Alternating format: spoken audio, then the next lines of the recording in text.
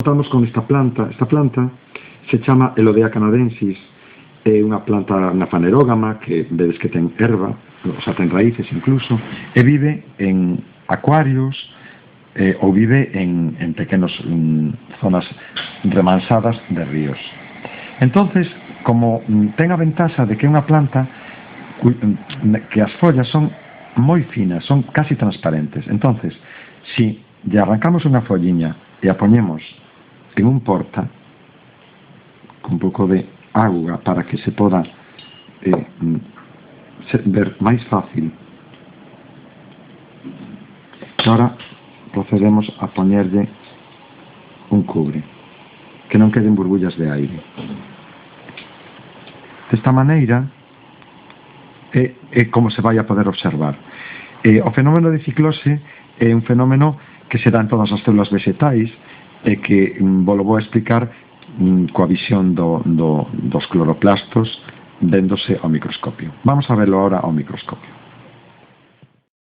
Bueno, pois agora nesta visión ao microscopio se observa moi ben ese movimento dos cloroplastos. A este fenómeno se lle denomina ciclose. A ciclose é un movimento permanente, xiratorio, horario, antihorario, eso é independiente da corriente do citoplasma. E os componentes celulares, neste caso os cloroplastos, son os que nos están poñendo de manifesto ese movimento.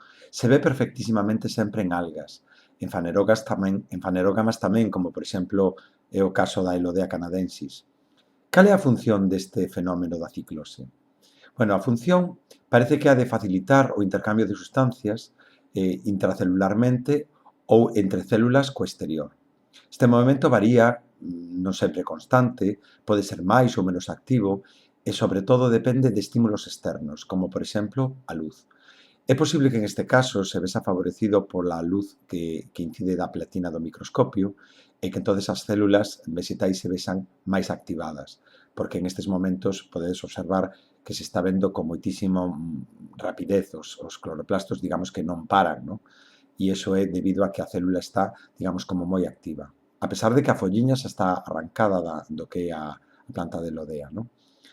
O movimento parece que está relacionado co citoesqueleto. Lembrade o que era o citoesqueleto, esa estrutura que poseen todas as células internamente, máis que co citoesqueleto, incluso cos microfilamentos que forman o citoesqueleto, e son os que axudan a este desplazamento do citoplasma. Con el, por suposto, os cloroplastos. Os protistas e os moneras e outros seres unicelulares, incluso os fungos, tamén presentan este fenómeno de ciclose, pero é máis difícil de observar porque as plantas teñen a ventaxa de que os cloroplastos están tinguidos de color verde. Ahora, por exemplo, aquí podedes observar moi ben en detalle os cloroplastos e se ve, ademais, ese movimento periférico ao redor do que é a parede celular, a membrana plasmática. Como a célula vegetal está ocupada na maior parte do citoplasma con unha grande vacuola, aos plastos non lles queda máis remedio que circular respetando esa vacuola central.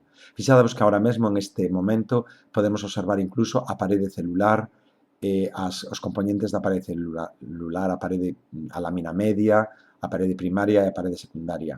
Estamos falando de un microscopio óptico, pero que se pode observar con bastante detalle.